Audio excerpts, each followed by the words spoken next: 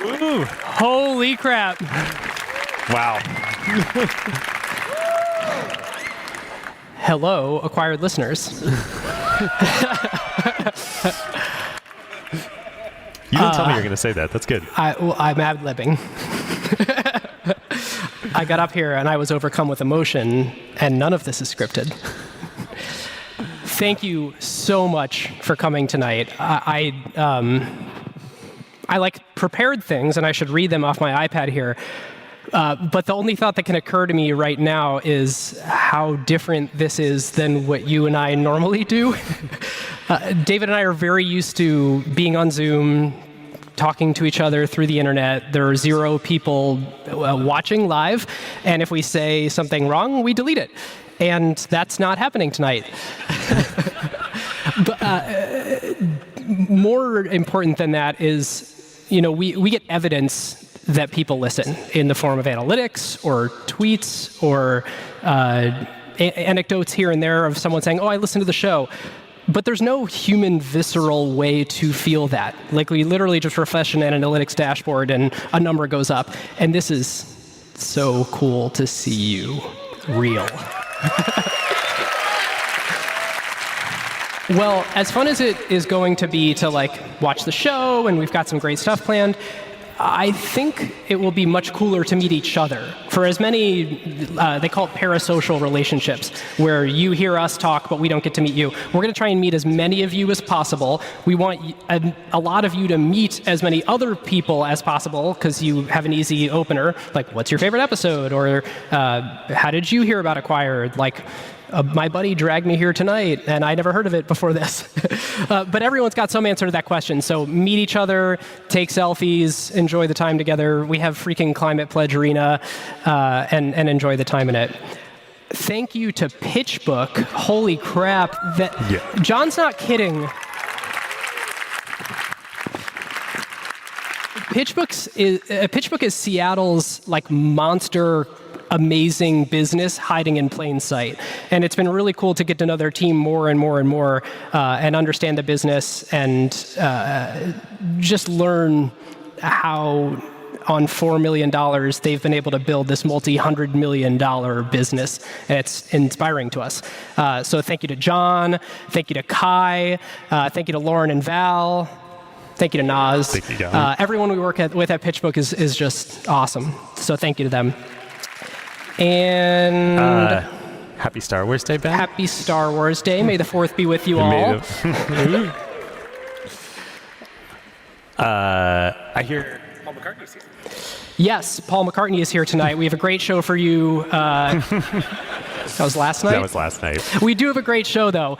Tonight we have Jim Weber, the CEO of Brooks Running, another Seattle monster business that we're very excited to talk to you about. We have Anu Hariharan tonight from Y Combinator, the infamous Packy McCormick from Not Boring, Mario Gabriele from The Generalist, 2 of the internet's finest publications. So very excited to chop it up with them. We learned from arena shows past, live shows, very small live shows past, that our normal format of telling a 3+ hour story of a business doesn't work very well in this sort of time where you're sitting down and you could feel the audience getting antsy in those long stories. So we got 3 just fast-paced, great stories, great segments for you tonight. Be in and out in a couple hours. I don't know. We'll enjoy it along the way, but it's going to feel fast relative to your normal Acquired episode. Speaking of, should we start our normal Acquired episode? We got to do it the way that, I don't know. It feels like we have a way that we start Acquired episodes, so we should do that. We should do that.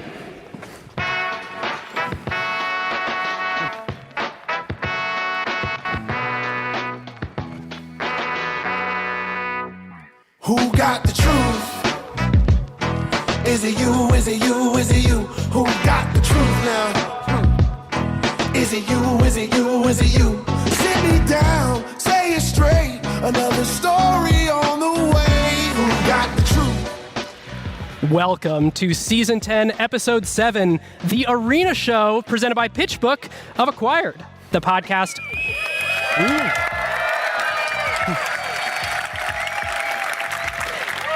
about great technology companies and the stories and playbooks behind them. I'm Ben Gilbert, and I am the co-founder and managing director of Seattle-based Pioneer Square Labs and our venture fund, PSL Ventures. And I'm David Rosenthal. And most days, I'm an angel investor based in San Francisco. But today, I'm an angel investor based in Seattle. And we are your hosts. All right, listeners. Now is a great time to talk about a new partner of ours here on Acquired, Legora, the agentic operating system that is redefining how the world's best legal teams work. Yep, it's sort of obvious that AI is going to completely change the legal industry. I bet most of you listening have dropped a contract into some sort of AI chatbot out there. Legora took that insight and asked the question, what if you really built something with that power from the ground up for the legal industry? So the founders did exactly what great founders do, operate with obsessive customer focus. They embedded inside a massive law firm for months. They sat with the lawyers just watching how the work really gets done. And that's how you get features that customers love, like tabular review, where you drop in a folder of hundreds of contracts and it pulls every key term into a grid a lawyer can actually work with. Legora's bet here is interesting. Since it lets each lawyer handle more complexity, any given person can increase the quality of their work and do higher value work. And this means that the pie can grow even as each individual task takes less time.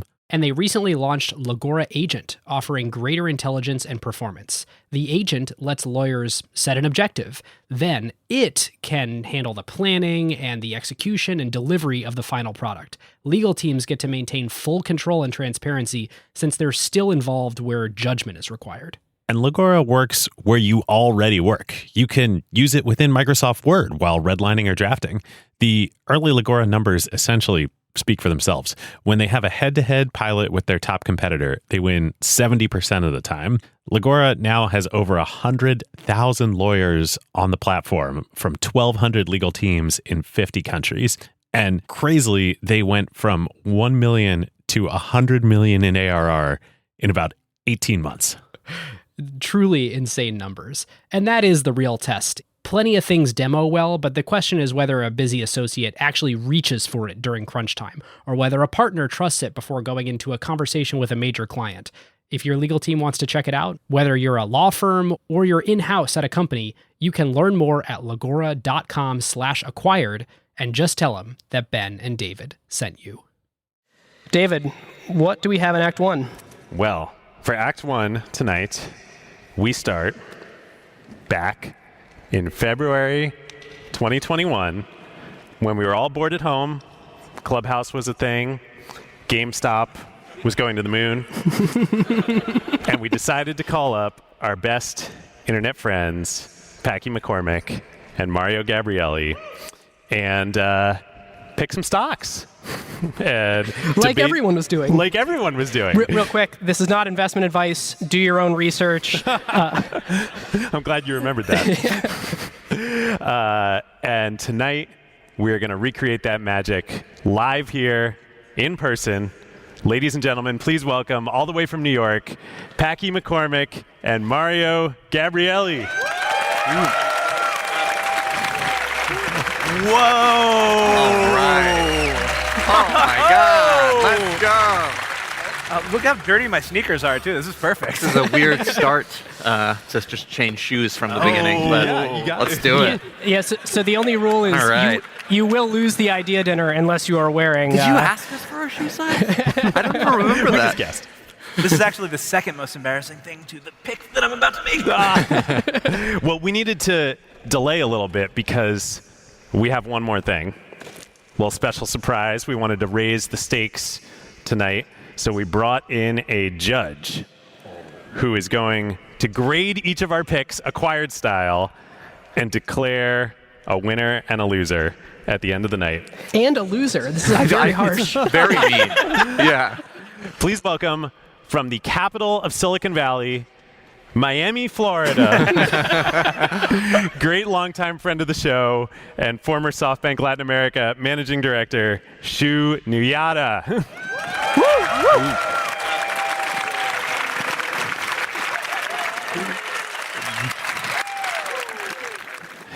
All right, Thanks, Val. so let's dive into the idea dinner. I'm happy to report when we were deciding the order that we were going to go in, I came up with the criteria, which was whose picks historically have performed the best. That would be me. This is so rigged. In the way that you chose to select whose picks have performed the best, yours performed the best. Yes. Not private picks, not blended, Nope. just public picks. Yes. Okay. So I'm going to back cleanup, and Mr. Mario Gabriele is going to lead us off. Before And you why tell is that? Yeah. Well, I don't agree with the judging so far, but before you tell us your pick, for all two people that don't know about the Generalist, tell us about the Generalist. oh, wonderful. Thank you so much. The Generalist is a publication that covers tech, crypto, and venture capital. I aspire to the level of depth of these two gentlemen and always enjoy collaborating with them.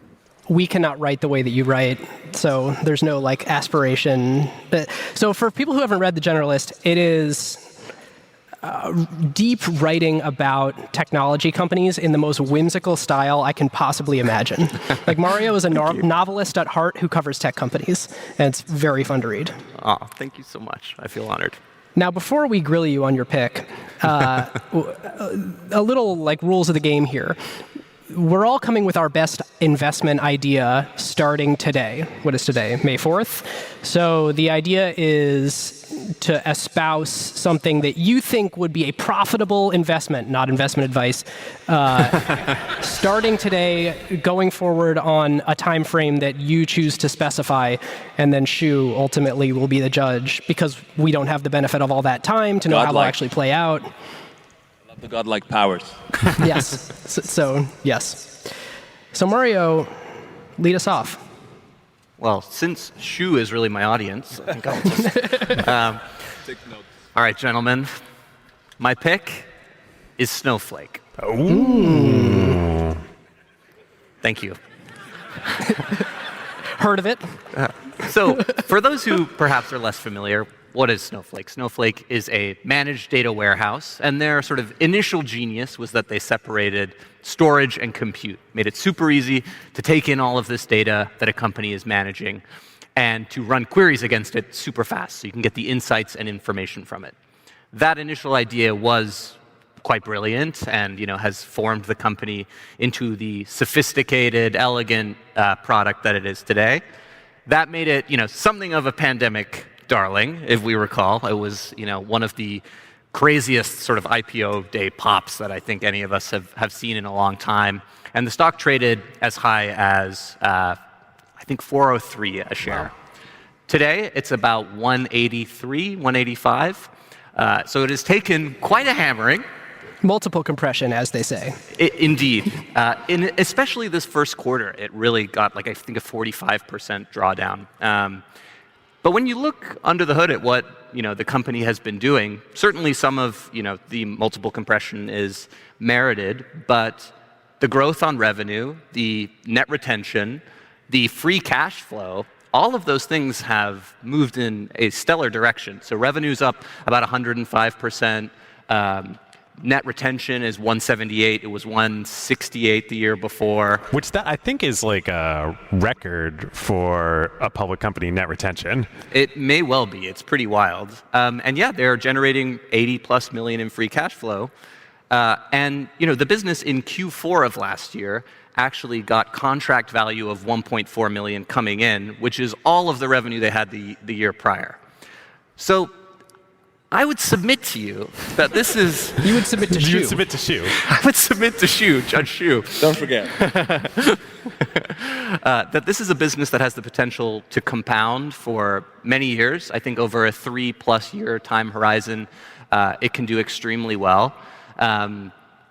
It is a play that summarizes the growth of data in the technology industry, which feels like a safe bet. And it's run by one of the biggest ballers in the executive world, Frank Slootman, who has done this now at least 2.5 times, depending on how you parse it, and who is sort of the quintessential sustainable growth CEO. He is someone who knows how to manage in difficult circumstances, he's compared himself to General Patton. And this is a time for a Patton-like figure, I would submit. And so my pick is Snowflake. It doesn't come without risks, but those are risks I'm willing to take. Oof. You've come a long way from, I think your first pick was a SPAC. Bridgetown SPAC. Whoa. Can we put a moratorium on bringing up people's old picks? Like, nobody's portfolio looks good right now. Yeah, except yours. Solana. Sorry, David's less negative than everyone. Any thoughts from the peanut gallery on Snowflake? I mean, you have every sector tailwind in the world, and the question is going to be like, so of course more companies are going to be using cloud data warehouses in ways that you want to have good UX around, and then the question is, are they going to continue to capture all the value? Like, how do they stand competitively? Yeah, I think the sort of net retention shows that they're very good at growing with this customer base. They're growing faster than any other cloud company, which isn't super surprising given their relative size. But I think that's a fair question, but not one that I'm hugely worried about given like the overall growth of the sector. Sweet. No further comments. Wow. Me neither. Well done. All right. Shu? So All right. wait, how are we doing this? Is Oh, Shu... I'm not going to do real-time grading. Yeah. I'll be skewed by the first one, and then I'll be Right. adjusting mid-course. I'll wait. I'm taking notes. Okay. That's Great. very fair. Mr. McCormick, All right, so I think for you all of asked us, the internet for your pick. I asked the internet for their favorite stock. I ended up going actually with an oldie but a goodie, but we're going to get there. So I think one of the most important things about 2020 and 2021 for a lot of people was learning about themselves. And what I learned is that I'm a terrible, terrible stock picker. So Wait, but you're on CNBC like all the time. like I said, I'm a terrible, terrible stock picker. And as we did the rankings, I gave Mario a little bit of guff, but I think we were going back and forth for last place. And so the safe move, and we also decided to only do publics because we didn't want to shill our private market portfolio companies. So Composer is one of the companies in my portfolio that makes it really easy to invest in automated trading strategies. I'm going to go with one of the strategies that they have that's risk on, risk off. It looks at treasuries, and actually NASDAQ outperforms S&P as an indicator, and then puts you in a basket of like 3x, like TQQQ when things are good, and it puts you in like long dollar when things are bad. So if I wanted to be super safe, that's my pick, and that's actually where I'm putting my money. Not going to do that because we're all the way out in Seattle. Second thing you could do, but we can't invest in this, but maybe there are shares going around. Apparently, it's possible to get into the equity tranche of Elon's Twitter take private. Oh. Well, at least, like, he's aggressively trying to find people to take some of the equity tranche. He's aggressively, so if any of you want a piece of the Twitter take private, 43, 44, whatever, billion dollars. Minimum check. I think actually they are taking relatively small checks from what I've seen. Wait, here's the question: is Not Boring Capital Stonk-sized checks? Stomp-sized checks, yeah, exactly. Is Not Boring Capital investing? Not Boring Capital, that is outside Not Boring Capital's very, very broad mandate. So like maybe I'll throw a YOLO check in there, but Dude, you invested Not Boring Capital's money in buying the Constitution. And this is too far. and this is outside. that one was a 15 billion % IRR for a little while. Time has gone on, but that was a 15 billion, not investment. It wasn't an investment. I was donating or contributing to the Constitution. But so the Twitter thesis, and this isn't the pick, but the Twitter thesis is that everybody in this room, half of us are here because of Twitter. If you polled the audience, the average that it would take to pull people off of Twitter has to be in the hundreds, if not thousands or tens of thousands of dollars. Yet they're monetizing like Android right now, right? Like Twitter needs to be the Apple of social media. It has a small but loyal and valuable user base. The board doesn't use Twitter. Jack is doing whatever Jack stuff, but like somebody's going to come in and monetize that thing. I think you charge for verification. You get rid of the bot problem. If the 80 million people who use Twitter in the US paid $3 a month, you're looking at like a $3 billion recurring revenue opportunity annually for Twitter. And he's going to fire headcount. He has to pay his debt service. But like, I would imagine 90% of people at Twitter, and if there's anybody in the room, I'm so sorry, but like, don't do very much. So there's a lot you can do on the cost side. And then I think with somebody like Elon, it's either going to go horribly, horribly, horribly wrong, or it's going to go really, really, really well. And I think that you can kind of build the like missing WhatsApp of the US kind of on the Twitter platform, where you have all of these valuable, passionate users. So at $43 billion, do you think like when he takes this thing public again in 3 years that he can do that at, you know, a fifth of whatever Facebook's valuation is at that time? Like pretty safe 2x. Not the pick. So we are just a straight up filibuster. We can't. I mean, it's not a public market pick, right? We're not getting out of here at 8 p.m. tonight. There's not a chance. We're just admitting that now. The reason that I'm in last place is because of a company named Opendoor. Oh, yes. Yes. Not the pick? Opendoor is the pick. And here's why.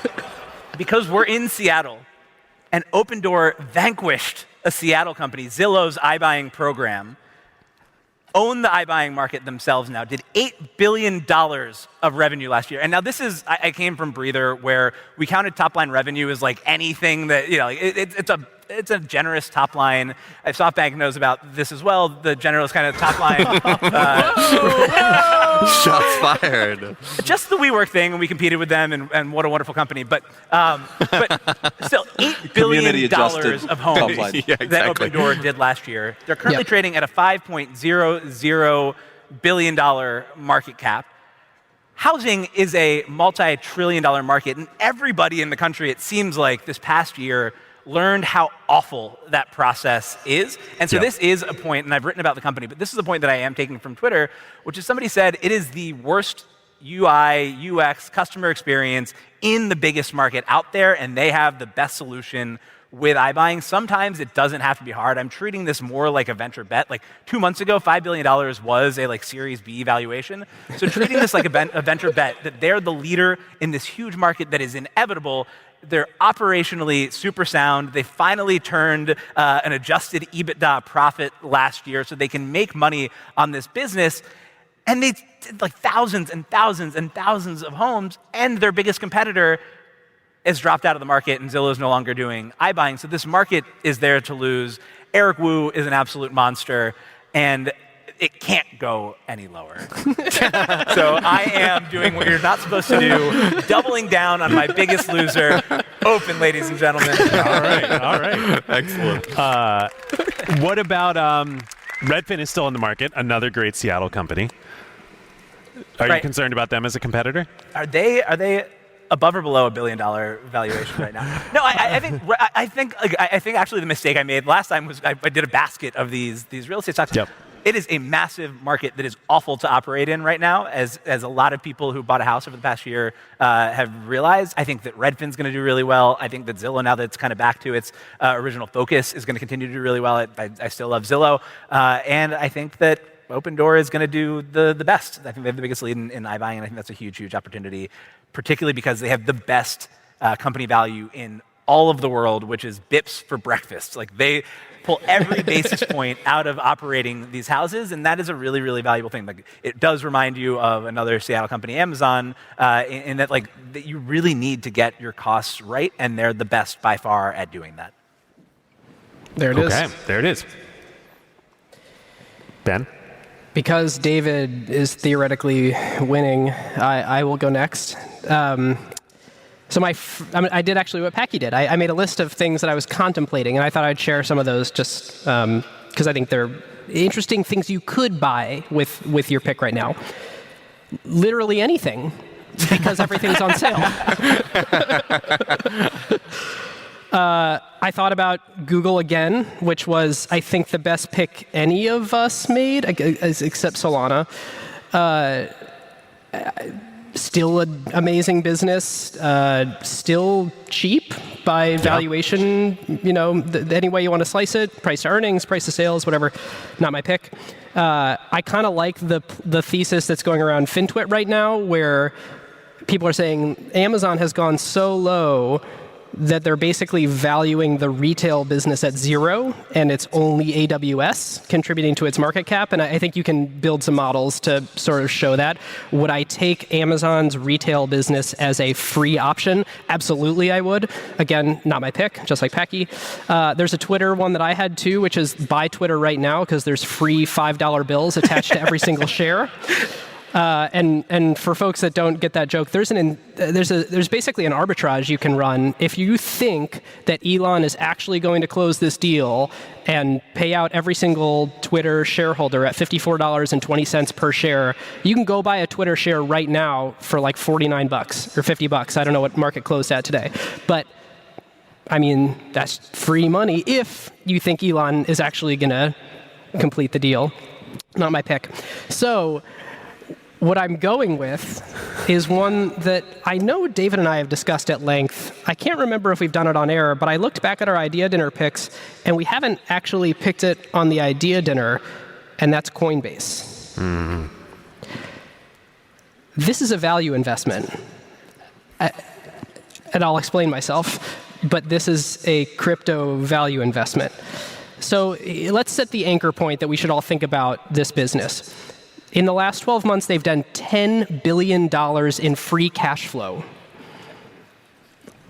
It's astonishing. That is money that piled up in their bank account based on the profits of the business that they're operating. So they're printing money. The market cap at close today was $34 billion. Wow.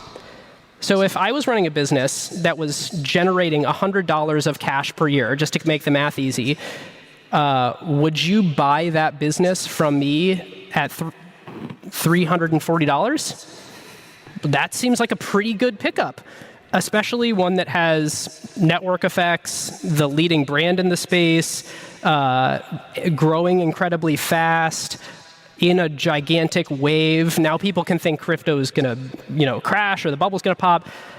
They're the most established company in the space, and it is still the first inning of all of crypto. So you have the opportunity to do, and here's where it gets kind of interesting, a Berkshire Hathaway style investment into a crypto company that is the leading crypto brand in the world. It seems pretty safe to me. Famous last words. But to me, you're like very cheaply valuing their unbelievable business that they have today. And sure, there's going to be margin compression, and sure, the take rate's going to go down over time. But I think you have a lot of resilience based into the price, not to mention all the free options that come stapled to that business, which are the NFT business and every other venture that they're going into. And on top of all of this, I think a great way to play crypto and Web3 is to look at the companies that have centralized all the activity and are able to run Web 2 style businesses or Web 2 business models using the heat and light that's all shown on Web 3. And Coinbase is literally the best example of that and has, I don't know. Not only that, but Coinbase and FTX, they make money whether crypto goes up or down. Right. As long as and it's if it goes up or down faster, they make more money. Right. So my pick is Coinbase. I gotta say, I really like it. I think it's really good. Yeah. I was thinking about this one too, and I think what talked me out of it were a couple of things. One, I see a lot of pitches from senior ex-Coinbase people, and so it feels like there's a post-IPO brain drain happening a little bit, which is natural, and you also don't love to see. I think FTX is, there's a lot of comparing FTX and Coinbase because they're right around the same market cap right now. Yep. FTX is like 200 people or something crazy, and it's moving really, really fast. And like 14 engineers. Yes. That was one of the most surreal. Okay, this is the most surreal moment of Acquired, but that might have been second when we were interviewing Sam. This is Sam Bankman-Fried, the CEO of FTX, who Mario wrote a 3-part unbelievable series on. Sure. And he was just in the middle of his office, and people were like trading behind him. 100%. And almost certainly playing League of Legends over here. Yeah, fair Packy. The FTX bear case on Coinbase would be that derivatives are actually a much bigger market than trading direct equities or direct crypto. I think it's like 3x the volume in any given market is derivatives rather than the underlying asset. And FTX is better poised for the derivatives market than Coinbase is. I still think Coinbase at this market cap is an absolute steal. I agree. I think like FTX is, scary in lots of ways and are so efficient as a business, but especially factoring in the NFT play, I think there's like a really nice upside here. The stuff that they've shown, at least on the NFT side, I think looks pretty promising. Yeah. No, I love it. It's a bet that crypto stays big and that decentralization is probably not as important to the next billion users as it was people in to the Web3 first. think, which is a pretty safe bet. I love the pick, actually. Also, would any of us have thought at Coinbase IPO time that they would be shipping enough to do like a big NFT play? Like I had kind of in my head thought like, okay, we sort of have reached product staleness, but they've actually shown like a rejuvenation on it. Yeah. Another way of framing this is I liked this pick so much in January, and other people on this stage did too, that there were investments made in the company. And I'm speaking with passive voice for fun. I like it a lot more today than I liked it then. Me too. Oh, Ben, you've made me nervous. What, for two reasons? Because I'm going to beat you. All right, that was one. The other is when you were doing your not picks, which I'm not going to do. I got really scared that you were going to take my pick, because my pick is the company that built this arena, which is Amazon. Or bought the naming rights. Built is an aggressive. Well, okay. They didn't actually build the arena, but and so I was thinking about this. It's trading at about a $1.25 trillion market cap. Most folks probably know, probably a lot of folks here work at Amazon. The stock got hammered last week after reporting earnings. But just looking at the fundamentals, Amazon did $470 billion of revenue in the last 12 months. That is the second highest amount of revenue that any company has ever done, ever. The only larger one being Walmart, which Amazon will almost assuredly pass very soon.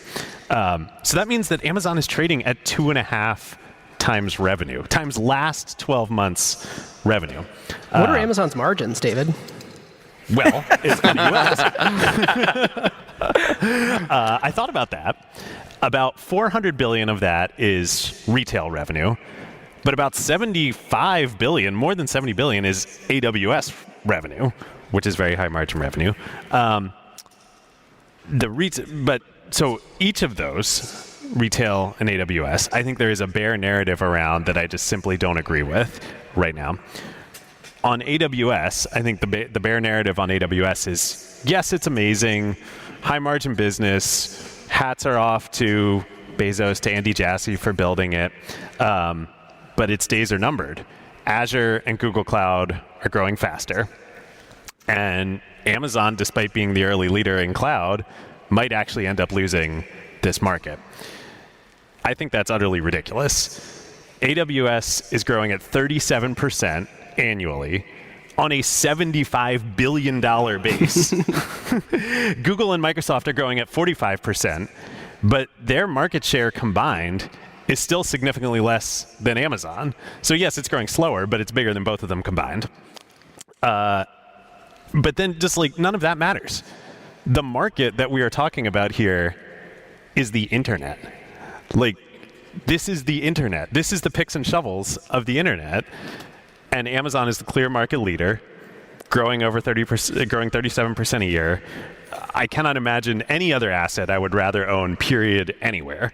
So that's AWS.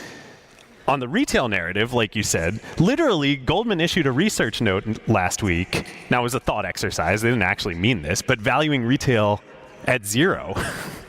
That's people have been doing this for 20 years. Wait, can I dig into that Amazon. for a second? How does that work? They issued a research report as a thought exercise. Well, they have a buy on the stock, and I think they were saying that like the upside is so much that even if you just valued Amazon based on AWS, you would still buy the stock. They think retail is worth something, but that was the thought exercise. So let's AWS has over a 33% market share of cloud, of the internet. The largest application of the internet by revenue is e-commerce.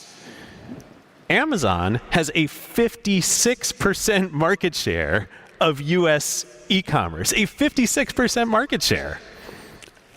So there's a really cool feature.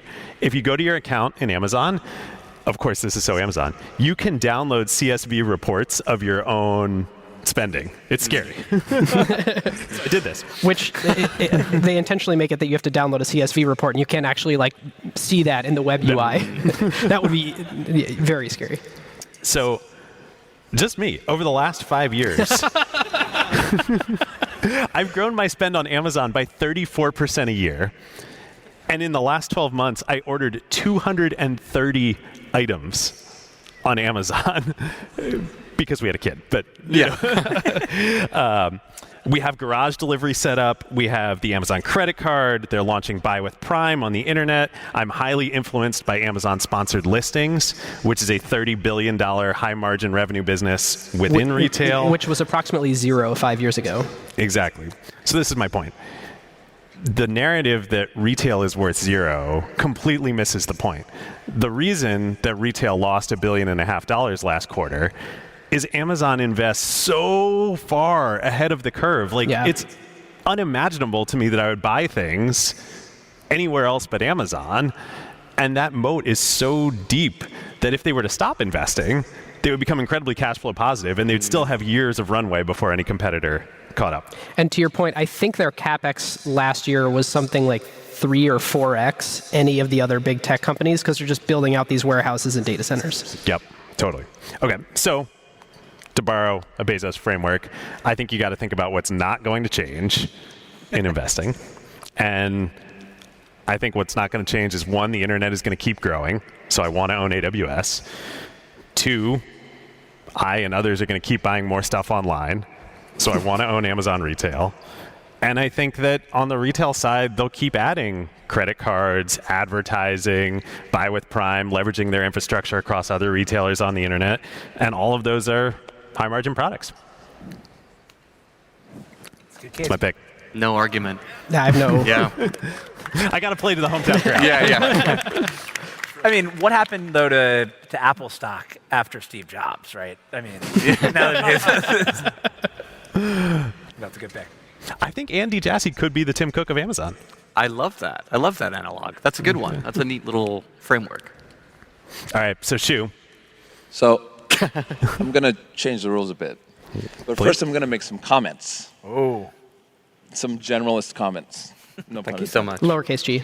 The first is you all said we're not good public stock pickers. And I'm going to posit that the future of investing is people who understand and create narratives. And that's what you all do. And you actually are very good stock pickers, period, because you understand the power of stories and narratives. So this is the future of investing, in my view. You're getting invited back to the next Arena show. It's no surprise you all have or are launching funds. Right? I love how this is starting so far. So that's overall comment number 1. Overall comment number 2 is you all think like venture investors. Yeah. Nobody talked about downside. You guys said not investment advice, right? Like enough time? Nobody. I was waiting for the bear case and what could go wrong, and it didn't come out. For example, Coinbase over-earns from a consumer pricing point of view compared to any other platform you look at that sells to consumers by some dramatic, it's a total outlier. And so if that collapses 80%, what happens to the stock? Maybe 120 is really expensive, et cetera. So there was none of that. Generally, I'm not picking on them. No. And the third thing is you were all focused on companies that are cheap. There was a focus on now's a good moment because it's cheap. Expensive companies can be great investments, expensive, so to speak. I think it's probably because we're in this part of the market cycle, and so everyone's focused on everything's dirt cheap at these prices. Who said that? Who said that? Somebody said.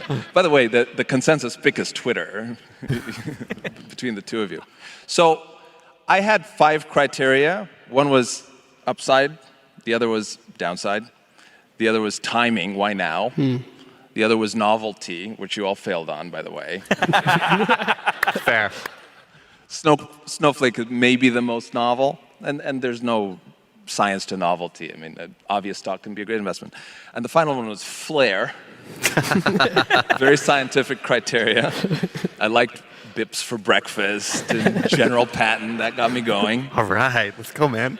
And so I have my ranking, but we're gonna get the audience involved. Oh. So I'm gonna hold. I don't know if you know this from like an old show. I'm gonna hold my hand above a head, and then you clap a certain volume, and I'll go one by one, and the loudest clap wins. And then I'll tell you if that was my pick or not. Okay? So we start with random order. Open door, okay? Let's go. All right. This way nobody hates me. That's open door. Okay, I kind of got that clap. That was like a 5 out of 10 clap. Then we go with Amazon. The hometown really came through there. That's a solid 8 out of 10 clap. Yeah. We are in the Amazon arena. So I'll notch it down to a 7. Home crowd. Coinbase. Wow, that was pretty hot. That was good. That was better than the Amazon clap. So that's an 8. And then Snowflake. Oh, not bad. Surprising. All right. Wow. That's pretty good. So Let's just go like data the warehouse. French elections, this is going to go to a runoff. Between Snowflake and Coinbase. Okay? Do we get to clap? Oh. No, because it'll sound louder. Oh. You can do. Okay, so think about it, okay? One of these two, Snowflake or Coinbase. Snowflake. Oh, thanks.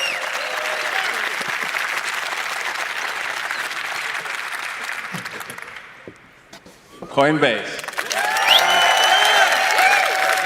And the winner is Coinbase. Hey! My pick was Snowflake for the record, only because of General Patton. Wow. I think I leave now, right? As excited as I am to be victorious, and I am excited. How many what the people numbers say own to you. crypto in this audience? Yeah. That's probably why. Yeah. Time will ultimately be the judge. And there is a tracker. There's an idea in a tracker spreadsheet that listener James Avery, I think James started it, right? James started it. Maintains. And so we'll get to, at any given point, look back and see who actually won tonight. And I think Open Door reports tomorrow. So we're going to have a little fun with that one. Ooh, that'll be fun. But we're talking, what, five-year hold period? I think that's right. Yeah. So we reconvene again here Yep. in Great. 2027 Perfect. See Put in the everyone. Time capsule. and judge this contest. You'll need to use, the rest of the arena at that point. That's right. That's right. Well, Packy, Mario, Shu, thank you so much, not only for doing this, but for flying 5 hours to do this. Let's give him a hand. 6.5. Give you full credit. Thanks so much. And even more important than flying 5 hours, thank you guys for being our friends.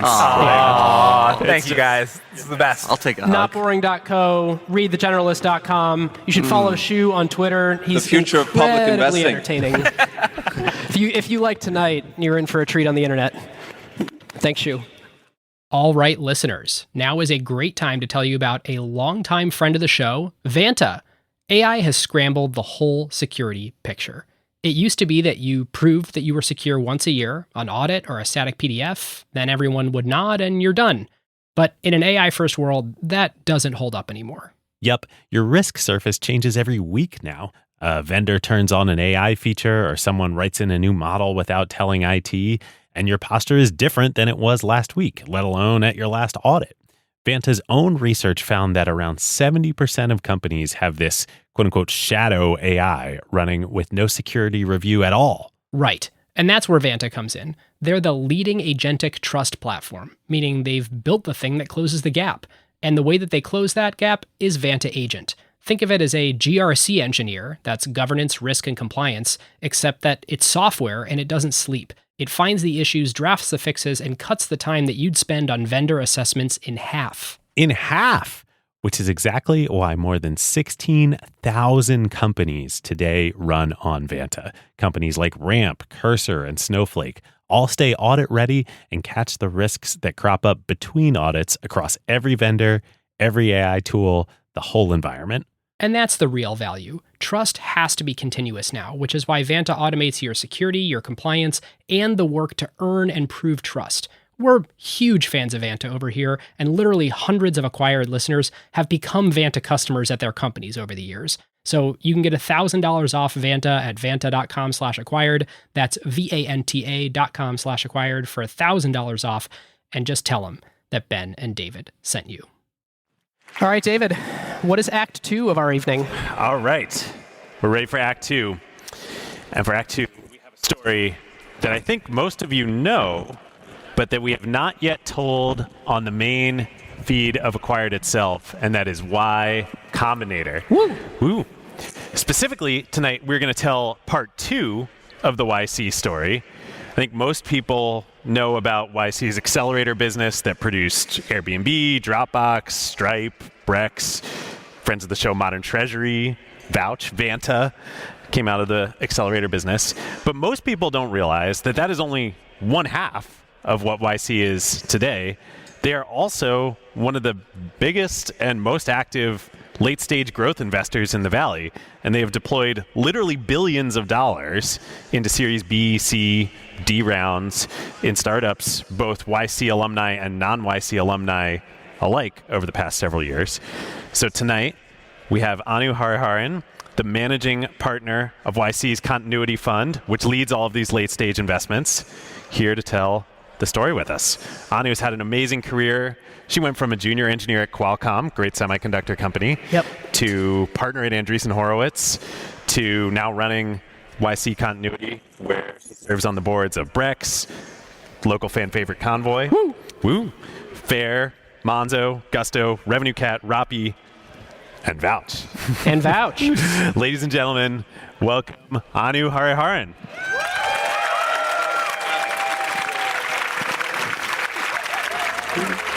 Welcome, Thank Anu. you. Well, I'll give you a hug. We got you some shoes. Oh, great. So great to have Yeah, you great here. to have. Thank you. Thank you for having me.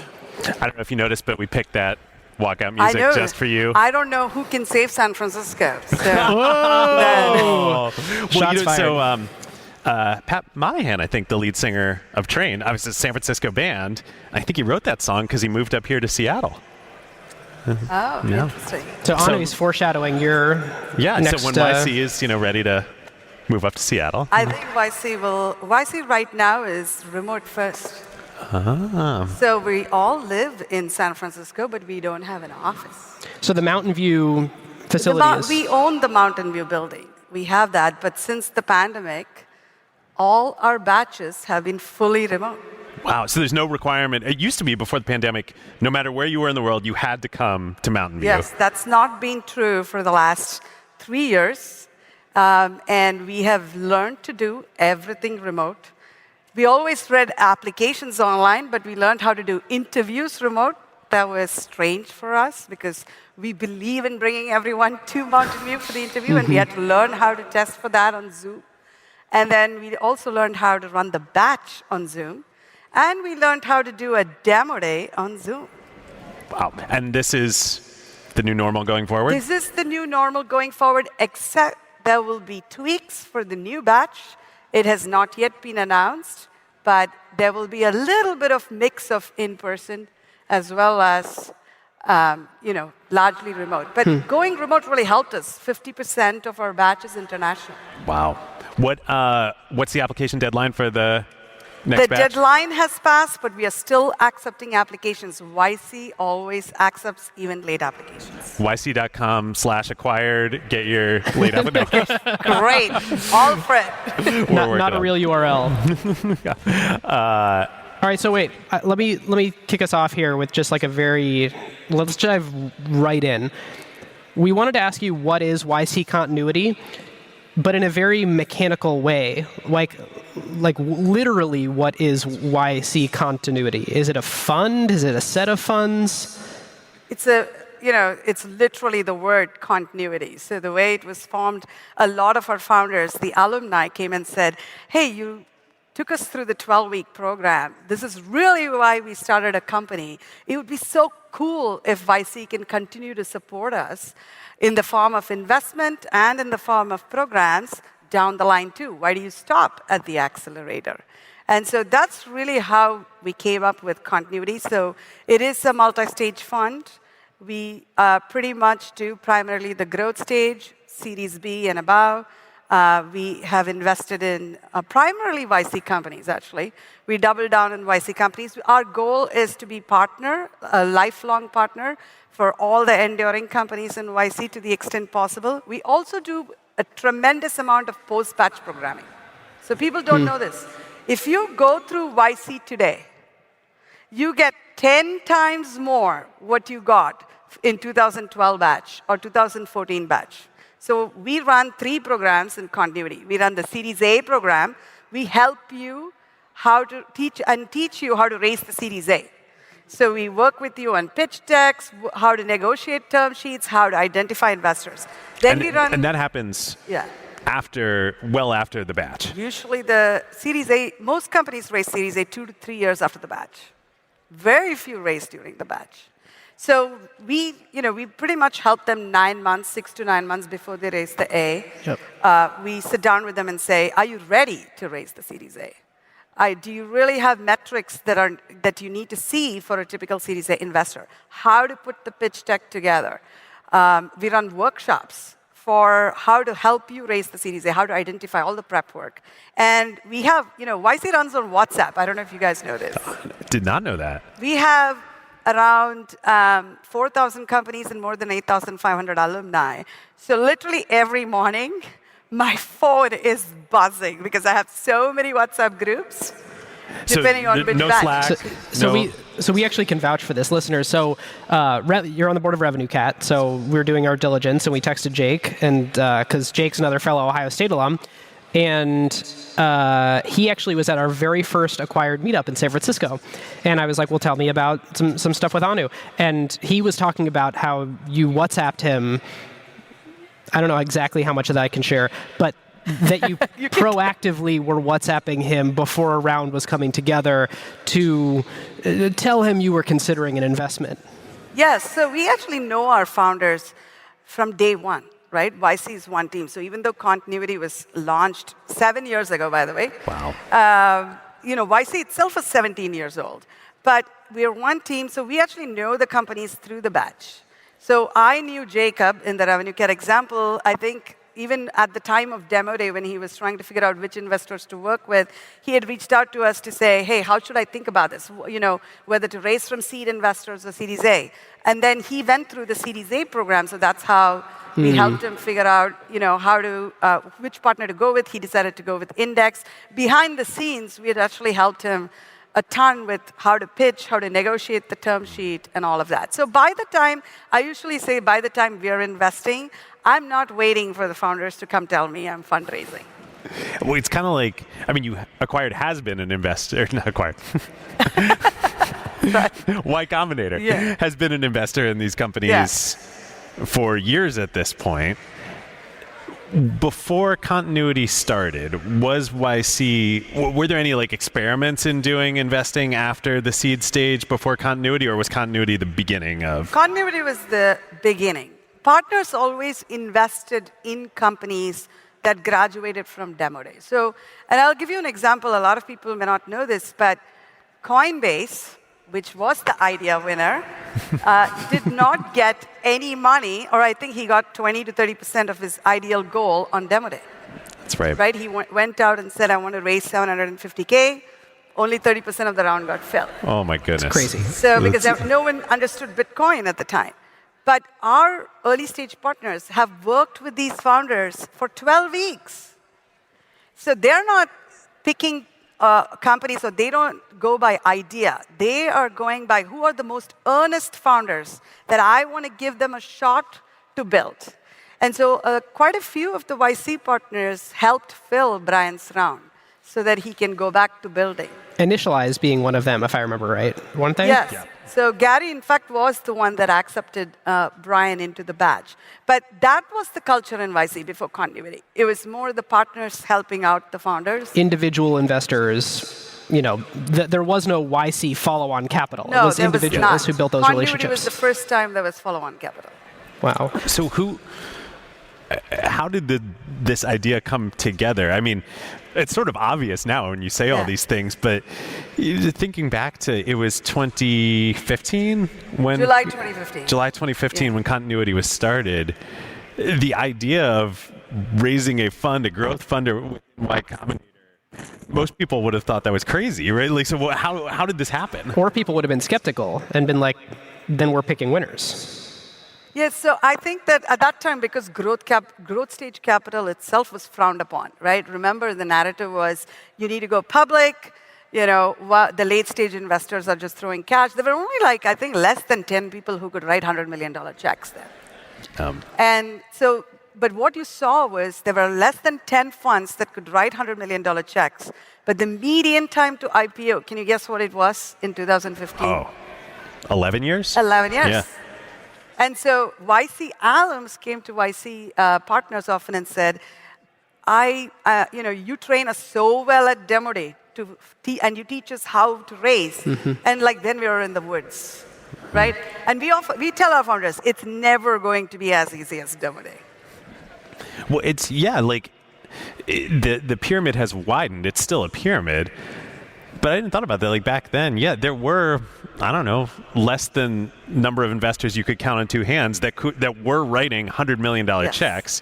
And so if you're I can't go public, but I need $100 million plus to finance this stage of growth in my company, it's a supply-demand equation, right? So it was primarily that, but I think YC's mission has always been, how do we support our founders more? And YC was learning through its evolution. Remember, 7 years ago was when Dropbox had raised a late-stage private round. Yep. So YC itself was learning what are its companies going through. When do they get help versus when do they not? So we saw an opportunity. We saw that these companies still need help. And and we are in a great place and an amazing platform that really kudos to PG and Jessica on how they built it. YC can play a significant role. And one of the things that people don't understand, and I didn't, I was at Andreessen Horowitz before, right, is the YC founder never views YC as an investor. They view the secret, YC right? as the parent. So what does that mean? Anytime a company is going through any issue, 5 years after they've graduated, they will first come to their YC partner. They don't have to talk every quarter. They don't have to talk every month. They may not even have talked for a year. But they would reach out to the partner and say, there's an urgent issue. I need you for 5 minutes. I need you to help sort this through. Does continuity change that relationship, knowing that you are available capital now? No, we worked very hard not to change that. So it goes back to our mission. If you ask venture funds, most of their mission statements are, I want to own 10 to 15 or 20% of the best companies. Our mission statement deliberately doesn't have that. It is we want to help more founders start companies and more founders build enduring companies. So what that means is there are many times we may offer term sheets and they would say, we would not want YC this round and we would like YC in the next round because you're already in the cap table. And we will respect that. Yep. Because it's one team. We don't say, let's play all the tactics that we need to play in the close process. But we also know that if we've really helped them and earned the trust, we will earn the right to win. Yeah. And so we often internally have a saying that you have to earn the right to win. And as long as it's the right decision for the company, sometimes we're the right partner and sometimes we aren't. And we have to be honest about that. For us, YC companies succeeding is more important than what the returns of our funds are. But if we do right by them, we know that we can have incredible returns. History has shown that. How do you structure the partnership? Are YC partners one big pool that sort of comprise one investment committee across accepting into the accelerator, making growth investments, or is it more like a couple people are YC continuity, and then a handful of people are the accelerator partners making those admission decisions. Yeah, so the early stage has group partners that run the groups. And on continuity, it's Ali and I, Ali Rogani, who was the former CEO of Twitter and Pixar and CFO of Pixar. So we both run the continuity fund. So on the early stage, it's only one group partner needs to say yes. Then the company is accepted into the batch, so they apply. We shortlist a bunch of them, and they go through the interview process. But as long as one group partner said a strong yes, I really need them in the batch, they're accepted. Now remember, the group partner is taking them and working with them for 12 weeks. So if they didn't pick the right team, the feedback loop is really fast. So they learn and they evolve for the next batch, right? So that's kind of why we went with the model of one yes is enough. On continuity, it's a 3-people investment committee. So it's just me, Ali, and one early stage vote in case Ali and I don't agree. But it's primarily the continuity decision. Fascinating. And one other question, just to help sort of frame up the continuity operations. You're not a very high velocity investor. The continuity fund, I think, only does a handful of deals a quarter. Maybe like leads 2-3 investments a quarter? Yeah, so we've done 35 investments in 7 years. Wow. Oh, so even less than I thought. Yeah. And we have 3,500 companies that have gone through YC, so we've done less than 1%. Wow. Now, it's for 2 reasons. We pretty much are a startup within YC. So when we first launched, we were honing our investment strategy. What's right and what makes sense for the broader YC, too, right? And then I would say we've always been undercapitalized relative to the success of YC companies. And we are changing that. But every time we change that, the batch size grows and they're more successful. I mean, YC's just had a ridiculous track record. If you look at, I'm sure there's some vanity stat that you know off the top of your head. Is it like total combined market cap of all YC companies? It's on the PitchBook wall out there. What is it? Actually, Anu. It's well over 500 billion. PitchBook says 600 billion. $600 billion. $600 billion. Yeah. So I think no matter how much capital you raise, you're probably always going to feel like you're we always feel undercapitalized. Also, we do global, right? Our entire team is sitting in San Francisco, but we have investments in India. We have 3 investments in India. In fact, the top 3 breakout companies in India in the last 2 years are all YC. Wow. We have investments in London. We have investments in LATAM. We have investments in Middle East. So because for us, it's about enable entrepreneurship globally. That's the mission. And continuity needs to support that mission. So you said, continuity is this startup within the... It's just crazy to me that YC is 17 years old. I mean, I guess that's true, but that makes me feel really old. In my head, it's still like an innovation in the venture capital landscape. Yeah. That probably says more about the venture capital landscape than That's true. anything else. So that's why we have a new tagline, the YC mob. How many of you heard that? We hear noise about that.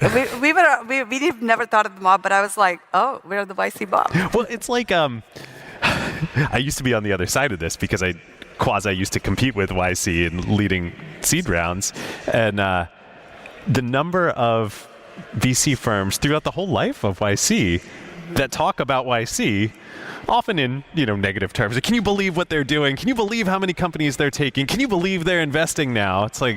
It's just like the Andreessen story that we told. If your name is on your competitor's lips, you're winning. It doesn't matter what they say. You're winning. It is so true. I also think it's really hard to understand and appreciate an organization like YC from the outside. You really deeply understand YC in only 2 ways. If you're a YC founder and if you work within YC. And outside, when I was at Andreessen Horowitz, I actually did not understand the depth and the cultural nuance with which YC was built. And it's really hard to grasp that. Can we talk about that for a minute? Sure. I put this in the notes. My current mental model of YC is like a university, call it an Ivy League university. It's very hard to get into. You take classes, every year or every 6 months. There's an endowment attached to it, which is continuity now. And wait, David, what do you mean by endowment? Are you saying that all of the proceeds from YC exits go into a big pool of capital that then funds continuity. Is that what you're suggesting by endowment?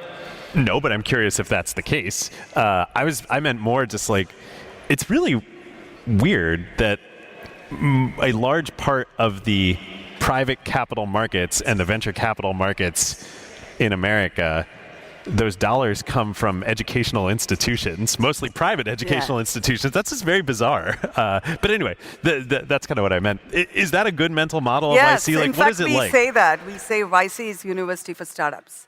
So think of the accelerator as the undergraduate program and continuity is the graduate school. And we are modeled after a university in the sense of we have applications. You don't need to know anyone to apply to YC.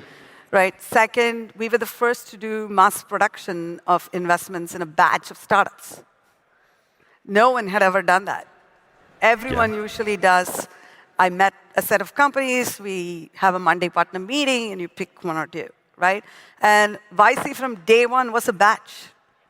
They always received investments together. And that, I think, goes to the insight that the founders of YC had at the time, which was entrepreneurship is lonely. Being in a group is how you motivate each other to learn from each other, and that's your peer group.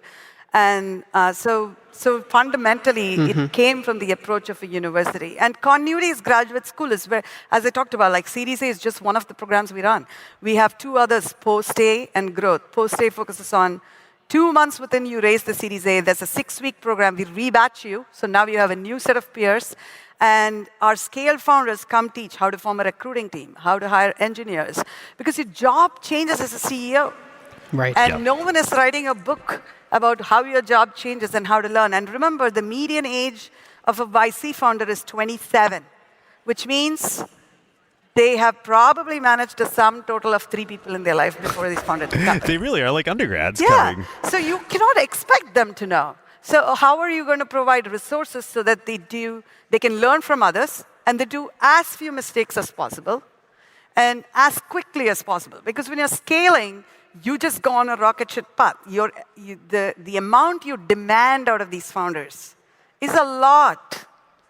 And their ability to learn in 4 years is, the bar you're setting is really high, right? And so in our community, that's why like Brian Chesky comes to speak every batch. He's the opening speaker of every batch. Wow, every batch. Every batch. Wow. And right now, for all these programs that we run, the growth program is how to scale as a CEO. That's literally the program. It's an 8-week session. It talks about hiring execs, performance management, culture, and so on.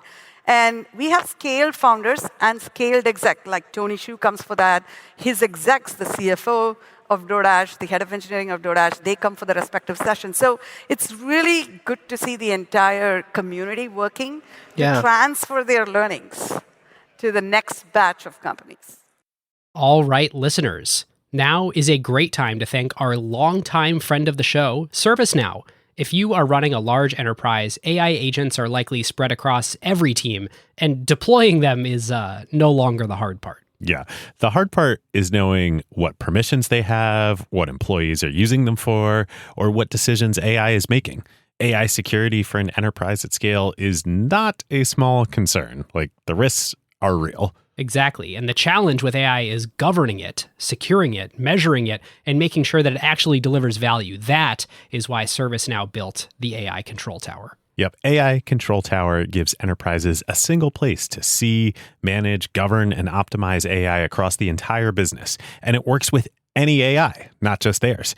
Every device on your network, every permission across every system, every AI agent visible and secure in one place. And ServiceNow can do this because they've spent more than 20 years building the operational backbone of the enterprise, the workflows, governance, approvals, security controls, and institutional knowledge that power how work actually gets done across IT, HR, customer service, finance, and security. ServiceNow already runs more than 100 billion workflows annually and trillions of transactions for more than 85% of the Fortune 500. So when companies need a place to govern AI at enterprise scale, they're building on a platform at the center of how their business already operates. And in a future that isn't going to be one AI, it's going to be thousands of AI agents working across every function of the company. But the question is, who's managing them all? So if you're trying to turn AI ambition into real business outcomes and make it work safely, securely, at scale, go check out servicenow.com/acquired and tell them that Ben and David sent you. I actually want to ask on a thing that I, for some reason, asked David, even though I probably should have asked you. When a company exits or has a liquidity event, such as Airbnb, what does YC do with that liquidity? And is YC an LP in itself for future continuity funds? So right now it's set up just like any other funds, right? So we have incredible LPs, primarily university endowments, because our mission is more university-oriented. So the structure is very similar to other funds. And I think that's a new change for YC since 2015, because when YC was started, this model wasn't proven. So it was actually self-funded by the founders. Yeah. Okay, so self-funded by the founders. I know Sequoia was involved at one point putting up capital, and I think that was the capital invested into batches for, I don't know, five-ish years. Yeah, so I think that different people, there were quite a few LPs that came in on a batch basis. Remember the first check in YC, the first batch was $20,000. I know, my gosh. So when you're self-funding something, that's how you start, right? And so, but then when we asked, as time progressed, and when we asked startups to come to San Francisco, they needed at least 100 to 125K given all the inflation, even if they wanted to stay in Mountain View for a period of time. So that's when we brought in, LPs based on a batch, so that if they could pretty much fill the rest of the gap that YC was not able to fund. And so is that still how it works, is each batch and each continuity fund has its own set of LPs that you go on an individual sort of fundraising mission for that specific vehicle? Yeah, so both, we have early stage fund as well as the late stage funds, and we have pretty much the same set of LPs across both funds. And because our ambition is to grow the batch. And why is that? Because we actually, we want to keep the bar high, and it's not that. And when we say the bar high, it is, we want the founders to be working on the right problems, not the wrong problems. Yeah. There are amazing founders, but if they're working on a problem because it's following a hype cycle, and it's not a unique insight, then accepting them, we are doing a disservice to them because they've decided to stop doing whatever they're doing to work on this. But we're not like an Ivy League institution that thinks that the batch size has to be only like, Princeton probably has a fixed class size that doesn't grow. We don't want to be that because we think there are incredible founders everywhere. And if we have a chance to give them that first opportunity, and that really opens up doors for them, we want to be able to do that. So we could see batch sizes of 1,000, 2,000 YC companies in the future. We will do, so our criteria is if our application volume keeps going up, and if there are that many really good applications, we need to learn how to scale. Yeah. I mean, it's not, you're already approaching the scale where... Yeah, we have around 400 companies per batch now. You're like a liberal arts college at this point, like where you're graduating that many number of companies Our acceptance rate is still below 3%, but yes. Our acceptance rate has only decreased. But, I think this is why I think it's very hard to compare YC to a venture fund. Yeah. Because if you look at the types of opportunities we have given people, in different parts of the world, they would not have stood a chance anywhere else. That was true for Airbnb. That was true for Coinbase. That was true for DoorDash. One of the partners at YC kept funding DoorDash because nobody believed in the idea. It was the third food delivery startup that came out when they came. Rappi, same. Rappi. It was the first. It was a late application. He applied 1 week after the batch. And we were pretty much like the batch started. And, but I think that's why it's such a powerful and mission-oriented organization. And, it's very different. Maybe that's a good place to wrap. We talk about powers unacquired. We can speculate a lot, and I think we probably have on the show about YC's power at various points in time. But you're in it. what do you think YC's power is, in the Hamilton-Helmer sense of like enables YC to earn better differentiated returns versus your competitors in the venture ecosystem? Is it the traditional VC power is brand, but it feels like it's something else with YC? Yeah, I think brand also comes much later, right? Unless you can either get brand because you have a lot of things you've built before and you launched, or you just launch something and it takes, just the way you all started Acquired, it takes incredible amount of time to build brand. It's never an overnight success. At YC, I would say, if I had to pick one thing YC is really good at across both early and continuity is we go based on founders. And I know it sounds cliche, but I think we also have an incredible advantage in assessing what makes a founder a really good founder. And we have incredible amount of data and pattern recognition and learning that we have honed it to a point that we know to spot them. You all have heard of the famous 10-minute YC interview, and everyone asks, how do you know in 10 minutes? The fact is we probably know in the first 2 minutes. Yeah. So we actually don't need the full 10 minutes. But sometimes one or two people will surprise us with the end of the interview. And I think the three things I can articulate what it is on the founder we look for. One is at the continuity stage, right?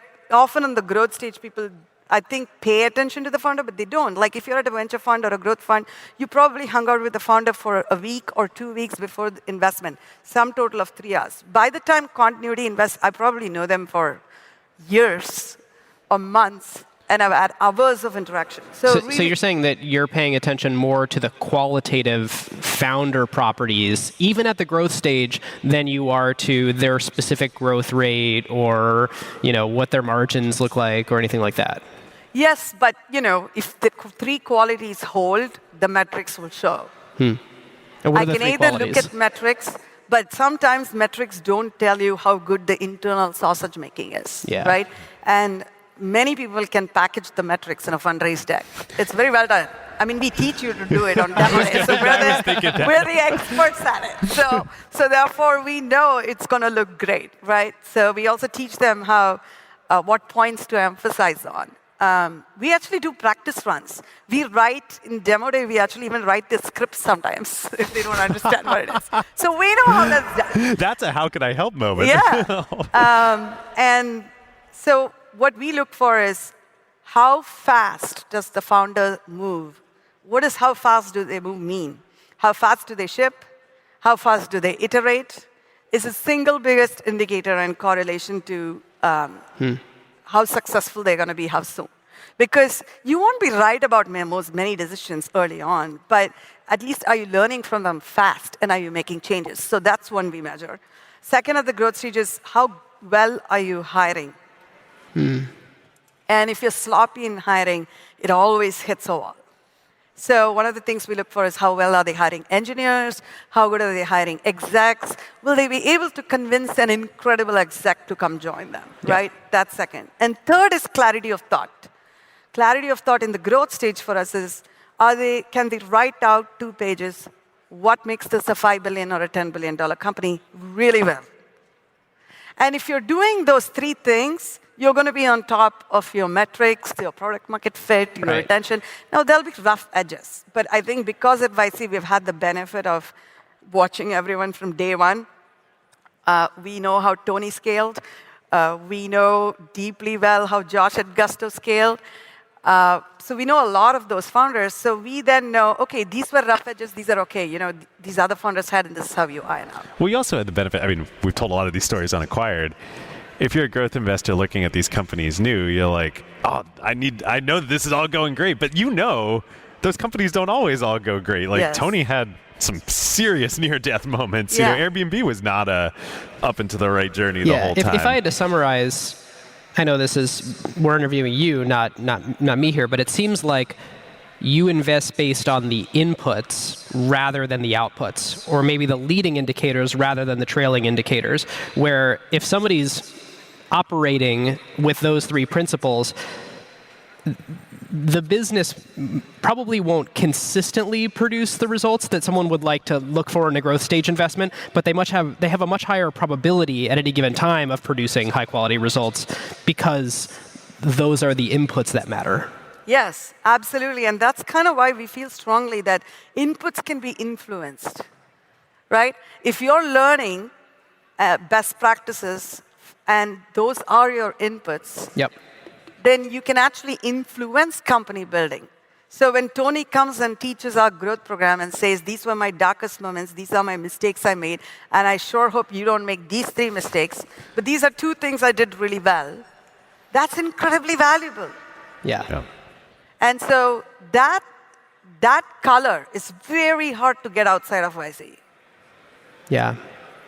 All right, as we wind to a close, longtime listeners know there's a way that we need to close this, and that's grading.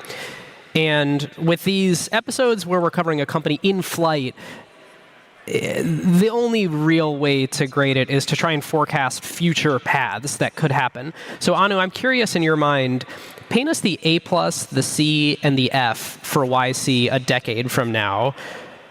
And let's start with the F, because I think it's interesting. Like, YC is so dominant. How could the whole thing go up in flames at this point? I think YC is the only platform that has strong network effects. And as all network effects have shown, if we mess up the YC community, that is the, because we have this platform only because of the YC founders.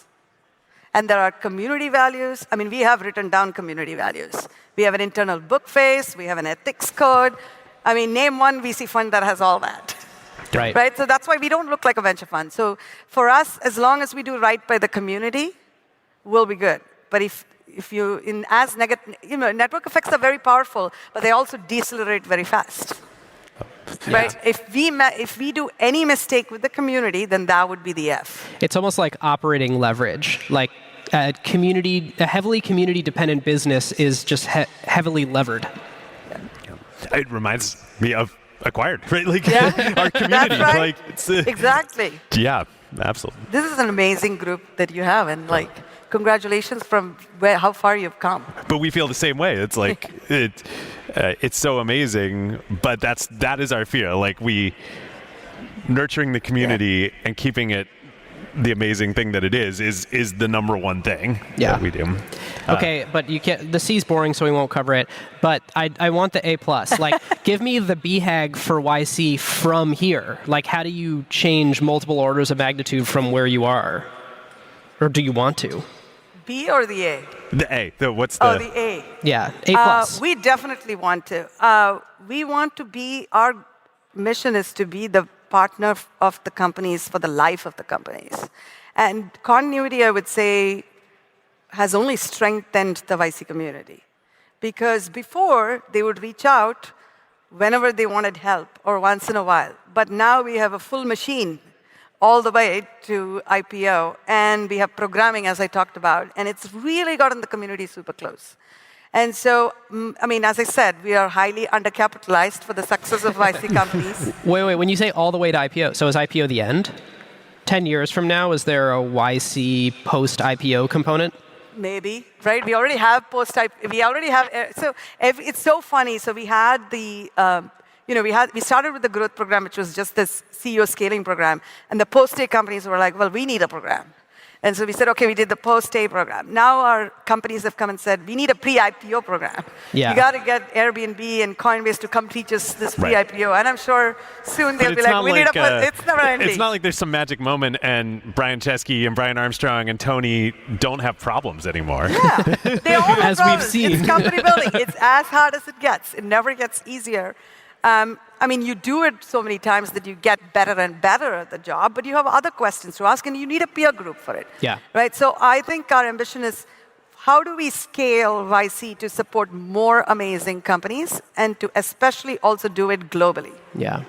Because I think the remote world will show us that companies can come from anywhere.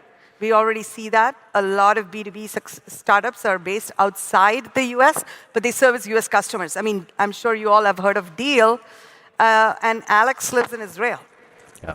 Right? So YC has to learn Right. to scale globally because talent is everywhere. That it is. Anu, thank you so much. Thank you for having me. Thank you. We have to hug. Yeah.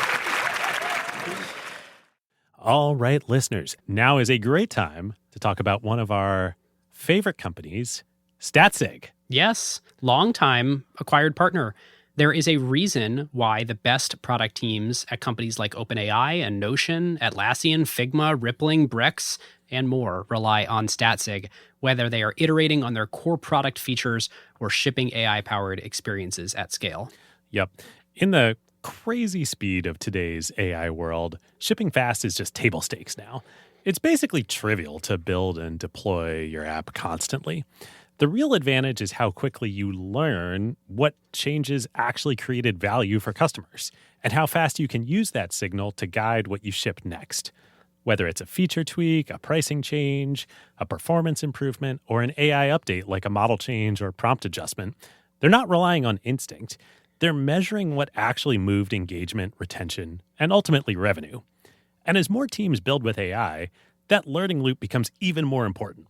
Building with LLMs introduces non-determinism into your product experience. The same input doesn't always produce the same output, and behavior can shift in subtle ways in real-world use. So doing offline evals will give you part of the picture, but you can really only understand the impact once your product is live with real users, and then you can measure how their behavior actually changes. It's very different than the way that you would ship features in a pre-AI world where you knew exactly what the software was going to do in production. Yeah, exactly.